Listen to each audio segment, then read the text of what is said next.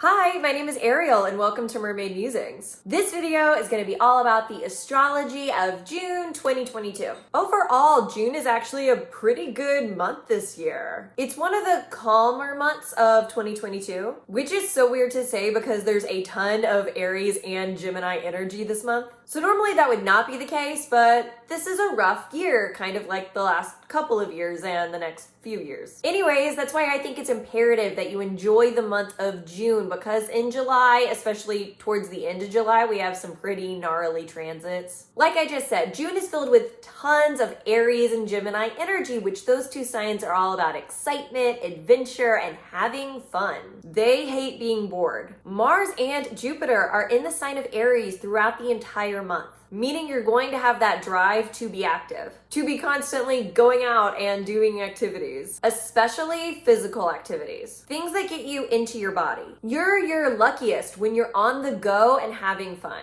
We start out the month with the sun in Gemini until June 21st. We also have Mercury entering Gemini once again on the 13th, where it will be for the rest of the month, and Venus entering Gemini on the 22nd. We always have at least one planet in Gemini and sometimes multiple planets hanging out there. This is adding to that craving of excitement. Your mind needs to be constantly stimulated. You need to do interesting activities or adventures that make you think. You need socialization where you can share these experiences with other people and discuss the experience afterwards. Gemini needs to always be communicating, so it's better to have too many plans on your calendar this month than too few. We do have some tricky Saturn transits around the middle of the month, but that's really it on the difficult transit front, and honestly, those Saturn transits really aren't that bad. They're nothing to dread or worry about. Just maybe pay a little bit more attention to your decisions on those days than the rest of the month. We are finally out of Mercury retrograde, though this is a super slow start to Mercury picking back up again. We're ending Mercury retrograde in the sign of Taurus, which is of course the slowest moving sign of the zodiac. It might not even feel like the end of Mercury retrograde, especially because Mercury does have to go back over the ground that it already covered. Don't expect a sudden jolt of being able to mentally move quickly again. Mercury isn't going to start to pick back up steam until it moves back into the sign of Gemini. You need to still be slow and cautious in how you mentally approach tasks. Take your time. Don't rush yourself, because rushing yourself is how you're going to mess yourself up. Look at this as your final opportunity for whatever loose ends you weren't able to fully tie up during Mercury retrograde. Do that now. The day after Mercury retrograde ends, Saturn retrograde begins. This isn't going to impact you that much because Saturn is retrograde for a large portion of the year every year. What this is doing though is adding to that slow start we're getting after Mercury retrograde. This is aiding in it being a slow transition. Saturn is the planet that likes to move slowly. We're not getting that burst of energy we start to feel after Mercury retrograde. Once again, if you need to go slowly, just go slowly. Don't put pressure on yourself to do anything different. If you were thinking about past mistakes during Mercury retrograde, or you were trying to fix those mistakes, this energy is going to aid you in finishing that mission.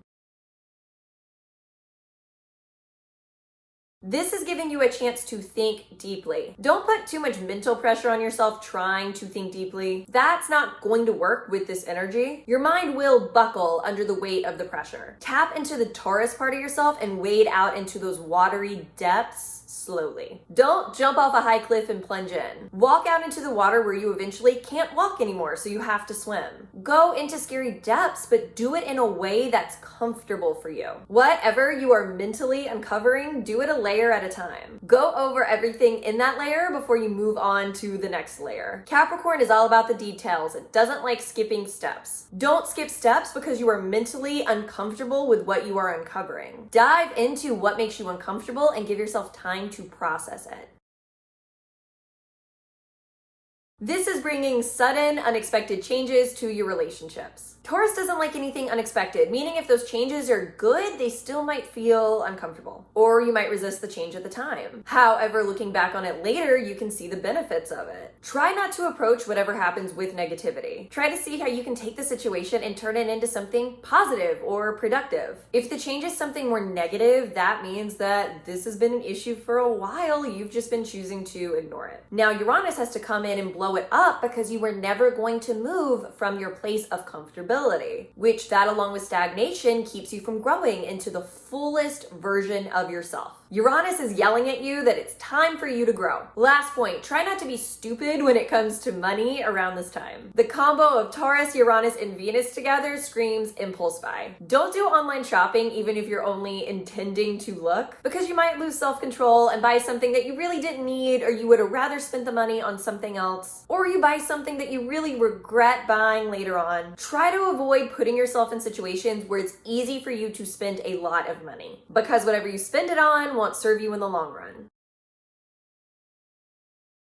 Now that Mercury has re-entered Gemini, we're finally starting to shake off that Mercury retrograde feeling. Our brains are starting to move faster again. They're starting to keep up with our energy, which is mostly hyped this month. This is the hard date that you want to have set for yourself, where everything that you want to get finished, you've gotten it finished. Once we get here, your energy isn't going to want to retread old ground anymore. Your mind is going to be pushing you forwards, and there's nothing you can do about it. So you want to be prepared to go along with that ride. Be prepared to mentally explore what is new. Gemini is like a butterfly. It wants to float around, landing different places, but never stay in one spot for too long. Don't try to control your mind. That's boring and it's not going to work. Read about whatever subjects interest you until it doesn't anymore. Then read about a new subject. Don't worry about doing a deep dive into anything. Pick up information about a bunch of different topics. Do whatever you need to do to keep your mind mentally stimulated. Boredom is your enemy. If you're mentally bored, you're going to become lethargic. It's going to put you back into that realm we just got out of with Mercury retrograde. Don't do that to yourself. Stay mentally active and you'll be fine.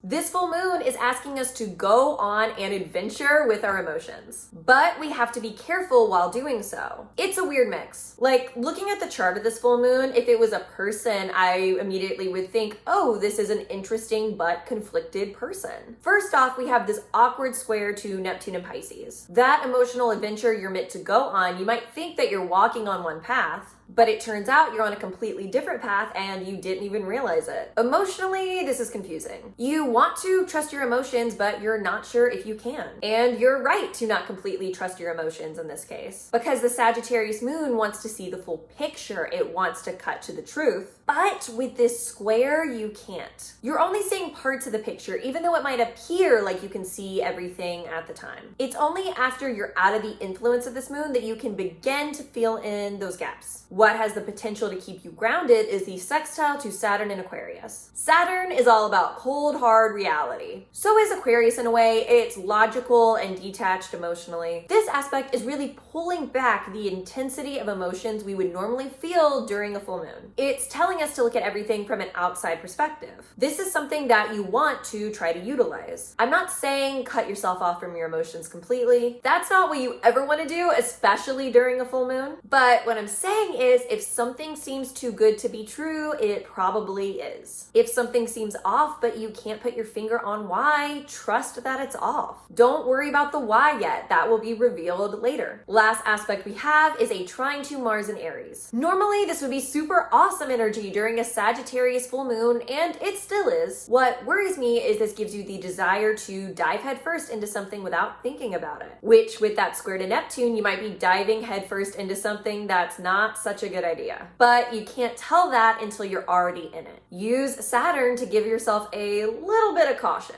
I'm not saying don't take action. With this trine, you are meant to take action. Don't have tunnel vision though, where you're only concerned about one thing, because that one thing might not be what you thought it was. Keep your mind open to all possibilities. While you're pursuing what you want, if things start to change, don't be afraid to course correct by going after something else or taking a different path to get to what you want. With this full moon in Sagittarius, keep moving forward, but be cautious with the steps that you take along the way. Interestingly, a couple of days after the full moon, we are seeing the same themes repeated. This time, it's affecting our ego instead of our emotions. It's similar energy, so I'm not going to dive into it too much since I just did a deep dive into the full moon. Basically, during this time, you have a hard time seeing yourself clearly. Your perspective of yourself or your actions might be drastically different than how other people see you. Try not to be defensive. If someone tells you you hurt their feelings, don't be like, no, I didn't, or I didn't do anything wrong. Or if someone tells you that something isn't a good idea, I would listen to them. Take their advice into consideration instead of insisting that you know what's best. With Saturn there, this is a learning opportunity. You have to approach it that way. You have to see it as constructive. If you make mistakes during this time, forgive yourself, learn from them, and move on. Once again, we're being forced to learn Saturn lessons, this time in regards to our relationships. We have two planets that feel comfortable and the signs that they are in clashing with one another. There's a disconnect in how we express love and cold, closed off restriction. This energy might feel like you want to keep everything mellow and comfortable, but it's not. You have this tension with trying to be chill, but you're not chill. On the inside, you're holding a great amount of stress and tension that you don't know how to release. You have these opposing energies going on within you at the same time, which just leads to even more stress and more confusion. Honestly, the best thing that you can do during this time is to let it go. If you're in a tense situation with someone or they are annoying you in some capacity, ground yourself back into your body. Take deep breaths. Meditate or do some type of relaxing exercise. Sometimes in relationships, people are gonna do things that bother you, which, trust me, you do the same to them. No relationship is perfect. Sometimes it's better to let things go, to brush it off instead of dwelling on it. Try to find this within yourself. You have to be forgiving. Be patient with other people's faults if you want the same in return. This is also part of why with the Venus square Saturn transit, I say it's best to just let it go, because we will be experiencing this energy at the same time. Neptune doesn't do well with confrontation. When it gets involved, it can sometimes make the matter worse. It's best to diffuse the tension within yourself. Also, Neptune can be delusional. Whatever it is that is bothering you might be something that doesn't bother you normally or that you normally don't notice. So there's no point in getting into an argument about it. It's unnecessary confrontation that's not going to matter in a week's time. Tap into that Neptune energy that values compassion, empathy, and forgiveness, and you'll be all right. This transit is great for coming up with expansive, big ideas. It's good for thinking outside the box, for having sudden bursts of inspiration, for coming up with an idea and immediately acting on it, taking that idea out of your head and turning it into real world action. This energy is great for doing a day trip or going somewhere else in your town that you've never been before. If you want to take a bigger trip, this would be a great time to plan that trip. Also importantly, this is a great time for fun communication. Everyone's going to be in a joking, playful mood. It makes it easy to have this witty banter, back and forth dialogue. That communication instinct is going to be firing, which is awesome. Though the one thing you need to watch out for is people aren't going to be thinking through what they're saying as they're saying it. There's no filter during this time. Try not to get upset or offended by things people say because they probably didn't mean it in a mean or negative way. This energy is super positive and playful. When people speak without thinking, that means words aren't always gonna come out in the best way. Don't jump on people when they do this because you're probably guilty of doing the same thing. Take everything everyone says with a joking, lighthearted attitude, and this will probably make for some of the funniest communication we'll have all year.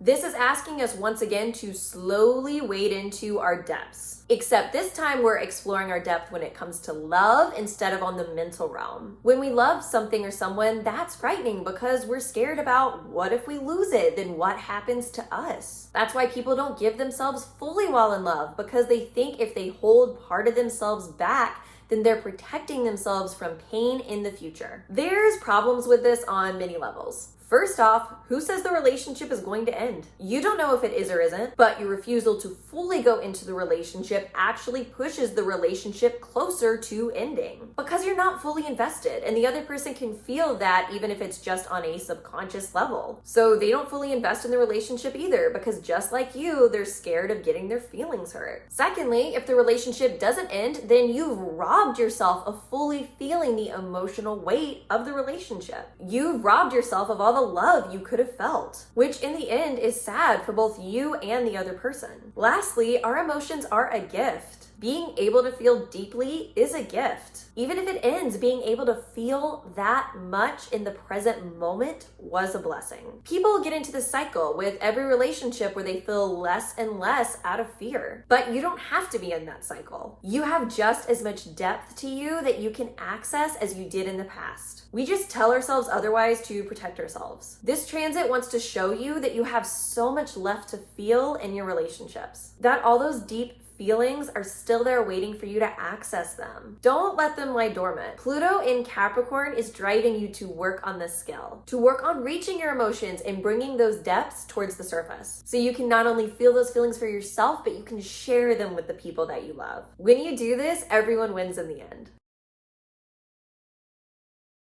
We ended Venus and Taurus on this deep introspective note. Now we're pushing forwards into lighthearted Gemini. Gemini takes nothing seriously. Everything is a joke to them. This is the kind of vibe you want to bring to your relationships. You want to joke around and be playful with those closest to you. Watch comedy movies or television shows. Go see stand-up together. It's underrated how much we can bond with other human beings through humor. Do that during this time. Also, this is a great time for communication in general for relationships. Don't be afraid to talk to other people. Start up conversations out of the blue. Find interesting topics that you can discuss together. Reach out to people and ask if they want to grab a cup of coffee so you can chit chat. The act of verbally communicating is what's going to make your relationships come alive during this time.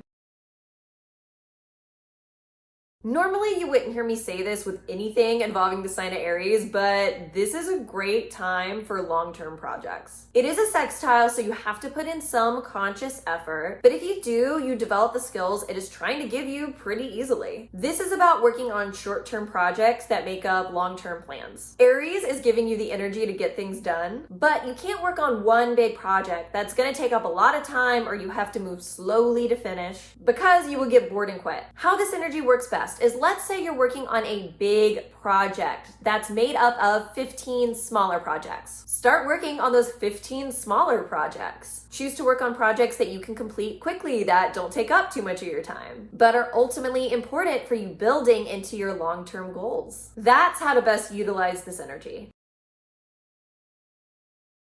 This is not that big of a retrograde. Neptune spends a good portion of the year every year retrograde, so it's nothing for you to really worry about. The only reason I'm even mentioning it is because now we have Saturn, Neptune, and Pluto all retrograde. This is a time where you should maybe start slowing down. Take your time. Don't rush things. Feel free to take breaks, to take time off work. This is happening in the middle of summer. Go out and have fun. Do fun summer activities. Take time to relax and enjoy yourself. When we're getting into July, there's going to be a lot of friction when it comes to being productive. Moving forwards towards what you want is going to be hard. So it's important that you lean into taking breaks, enjoying not putting any pressure on yourself, and prioritizing having fun, because you're going to need to be in that energy when we get into July. We have a beautiful new moon in Cancer. Personally, I love Cancer new moons because Cancer is ruled by the moon, meaning this energy is extremely comforting. You feel emotionally at home. This is about new beginnings when it comes to your home, whether that's the physical representation of your home or your home life in general. If you want to redecorate, start redecorating. If there's something wrong in the relationship with the people you live with, figure out how to change it. In general, this new moon wants you to figure out how to have a more peaceful, tranquil home life. Now, the one downside to this new moon is that it is square to Jupiter in Aries. There's a drive to start on something new, yet there's a fear of doing it. This energy can feel like you're pushing on the gas and the brakes at the same time. You're not actually moving anywhere, yet it's pure chaos. You're desperate to make these changes, yet you're scared to make them. Redecorating your home means you have to throw some items away, which is hard for Cancer, especially because Cancer is emotionally clingy. Fixing your relationships means you have to address what is wrong with those relationships. You have to verbally communicate the problem to the other person, which is uncomfortable, which Cancer likes to avoid uncomfortability. With this new moon, you have to make these short-term sacrifices, give up short-term comfort in order to reap the long-term benefits, to find long-term comfort. You have to have bravery to take that step into discomfort in order to find an even stronger, more secure comfortability. Alrighty, that is the month of July. Thank you so much for watching this video. If you like this video, please do me a big favor and be sure to like and subscribe below. I do these videos every single month, plus I also post about transits a lot on my Instagram, which that, along with the rest of my social media, is linked down below as well. I'm also doing natal chart readings now, so if you want, you can buy a natal chart reading from me down below. Once again, thank you so much for watching, and I hope you have a wonderful month of June.